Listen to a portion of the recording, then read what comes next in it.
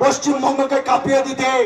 আজকের আমরাই তোমাকে 98% সাপোর্ট করি, আমরা তোমাকে ভোট দিয়েছি বিজেপিকে রুখবো বলে। আমার ঘরের সন্তানকে হত্যা করার জন্য নয়, আমার মা বোনের ইজ্জতকে লুণ্ঠন করার জন্য নয়। তাই মমতা সরকার তোমাকে হুঁশিয়ারি দিচ্ছি, তোমার পতন ঢোলা থেকে শুরু হয়েছে।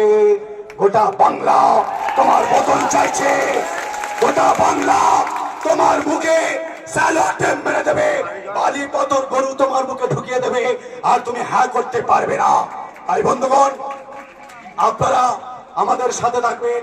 আগামী দিন আমরা কলকাতা অবরুদ্ধ করব, আপনারা রাজি আছেন তো? আমি আমার বক্তব্য দীর্ঘায়িত করতে চাই না। আইএসএফ এর অনেক নেতৃত্ব আছেন, আরো বিভিন্ন বক্তারা এসছেন, তাদের কথা রাখবে। শুধু এই কথা বলছি, আপনারা ধৈর্যের সঙ্গে আইন হাতে নেবেন না। পুলিশকে কিভাবে